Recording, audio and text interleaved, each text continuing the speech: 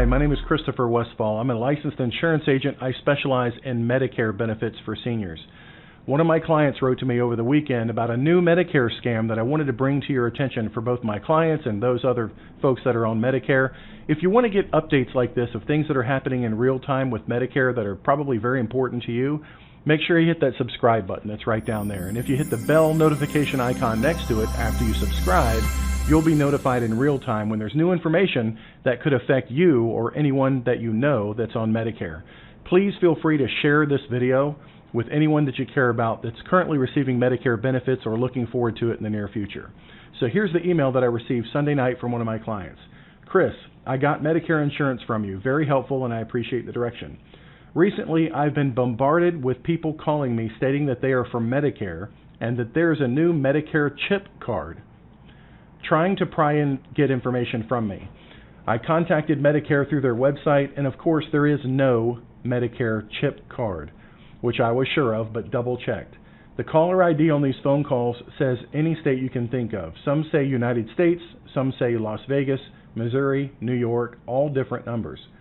I still work and I deal with computers, and I guess my point is that I knew it was a scam, but really feel that those who are older than I am are not as aware and probably will get scammed by these crooks. I know you deal with insurance, but I've heard a lot from your online videos and thought you have a better way to stick it to these people, and other people need to be aware. These people were relentless. I blocked their phone numbers over and over again, but they continued to call back with different phone numbers. When I called the number back, they were disconnected, so they had hacked a number, I will assume. That's true. They're faking caller ID numbers.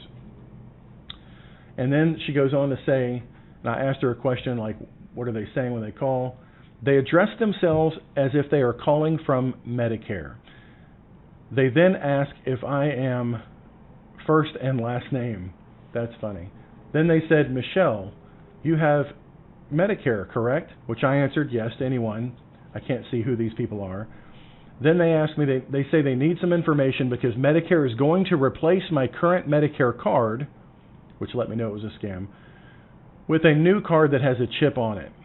I had already received my new Medicare card, so I knew this was not true. There is no Medicare chip card, by the way. That's not happening, at least not happening in the next few years.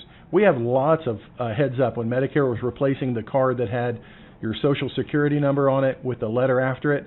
With the new Medicare card, we had years and years of upfront notice from Medicare that this was going to happen. There is no such thing as a chip card. So anyway, she goes on to say that she hung up, but they keep calling back, they keep calling back.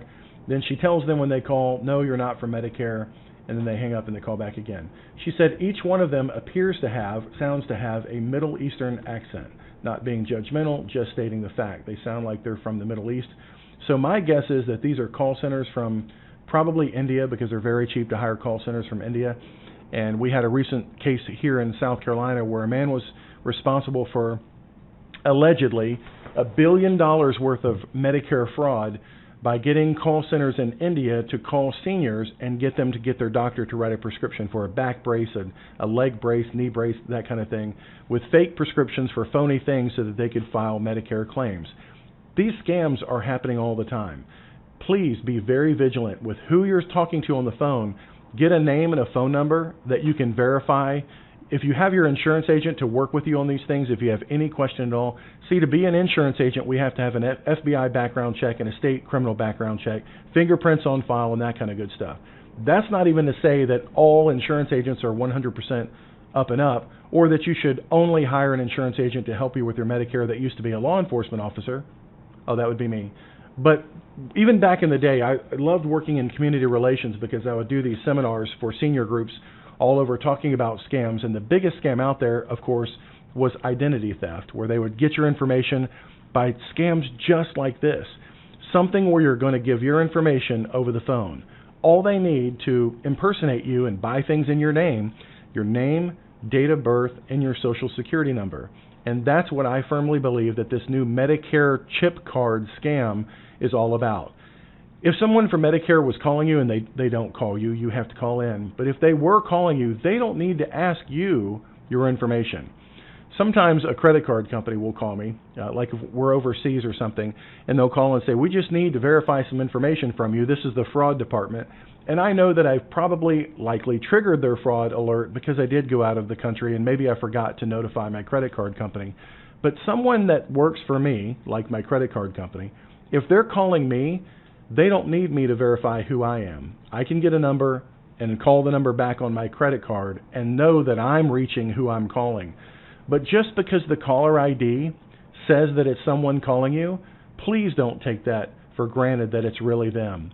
They can do what they call spoofing caller ID, which people get in trouble for all the time, but they're faking who the caller ID is so that it will show up on your device or on your phone as if it's someone else calling.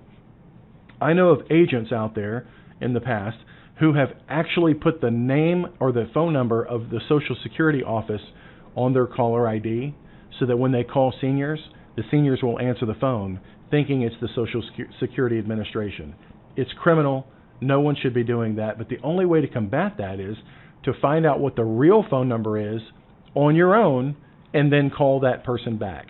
So ask for a real name, first and last name, maybe an extension if they're saying they're calling from a government office, and then on your own, get the phone number for who that office is supposed to be. Don't, of course, just take any number that the person on the phone is giving you to verify. And if an insurance agent is calling you to discuss your Medicare business with them, make sure you get their name, their license number, and their contact information from the Department of Insurance in your state. It's readily available. It's public information. You can even search it on the computer or just get the phone number for the Department of Insurance and call them and say, what phone number do you have? What address do you have for this insurance agent? Is their license in good standing? Have they had any complaints against them? Is their license valid now or is it suspended? That kind of thing. Sometimes we have crooks who will pretend to be an insurance agent following up with you on a line of business that they never even sold you. So you can double check that, of course, with the policies that you have, who was your agent at the time, and check with the insurance company directly or the Department of Insurance. Another thing that most seniors don't check, but they really should, if I'm a legitimate insurance agent and I happen to call you on the phone and through whatever means of finding out what you have and what you should have, if I recommend a particular insurance company, let's say I recommend Mutual of Omaha, Aetna, Cigna, some brand that you're very familiar with, it's very simple to call that insurance company and just tell the agent, hey, let me double check a few things and I'll call you back. Call the insurance company themselves and give them the information from the agent. The agent's license number, the agent's full name, and what city they're calling from. The insurance company can tell you if the agent is contracted to represent them. Yes, many times people are actually calling seniors and saying, hey, I'll sign you up with, AARP, Aetna, Cigna, Mutual, whatever, and the agent might not even have a contract with that insurance company to help them. As an independent agent like me, I can sell for multiple different insurance companies, and we only want to pick the best insurance company for the client, the best one that saves them the most money in their area, and it's different for every zip code in the country. But I would never want to recommend a company that I can't do business with, and it would raise a red flag with me, with my detective background. Back then we didn't call them detectives, we were investigators. But with my law enforcement background, I would say, let me see if you could even write for that company. The best way to check, call the insurance company. Say, I just got a phone call from this guy who says he's one of your agents that he can write business with you. Can he really write business with you?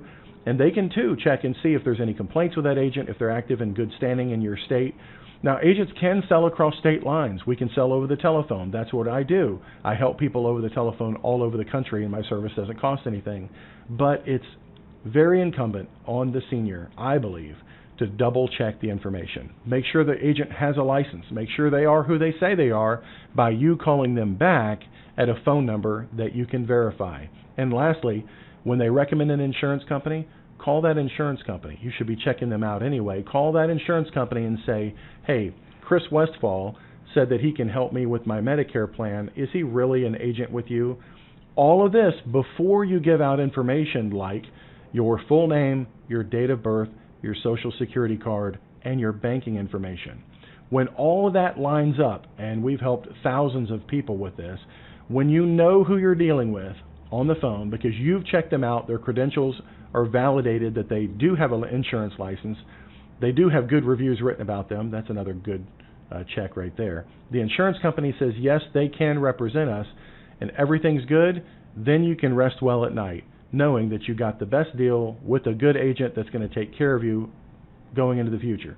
But when somebody calls you on the phone and they say, hey, got a new Medicare card for you, I'm with Medicare, and they can't even pronounce anything because they've got a foreign accent that you're already a little skeptical of, and then they go into, I need to validate your information. Tell me all your information because I just called you on the phone. Regardless of what the caller ID says, as Nancy Reagan used to say, just say no. If someone's asking you information, it doesn't feel right, get their information to call them back, do some research on your own, and then just start hanging up the phone on those people, because your special intuition that says something's not right here is probably right on, and just want to validate you. And you're not being rude if you're telling someone no thank you and you just hang up the phone on them. According to my client here, who's repeatedly getting these calls and all this information, if the scam works, they're going to put a lot more energy into the scam. So if they have 5 callers in Pakistan or India calling out and they're getting a lot of personal information that they can then sell on the dark web, which is like criminal enterprise, if it works, they're going to scale that up big time.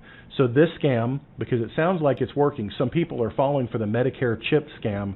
They're just going to continue to grow it bigger and bigger.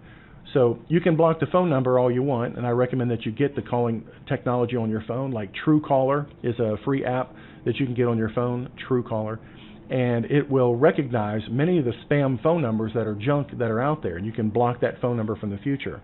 The problem with these highly technical call centers is they'll only use the same caller ID so many times, then they recognize that it's been burned, then they'll switch over to a new caller ID. So unfortunately, it is what it is with answering the phone, finding out they're a scammer, and hanging up. But anyway, please subscribe to this channel so we can stay in touch with you on the newest and latest scams and opportunities that are available for people with Medicare. My name is Christopher Westfall. If I can ever help you with your Medicare insurance or anyone that you know, please give me a call. We'd be happy to help. Have a great day. Bye-bye.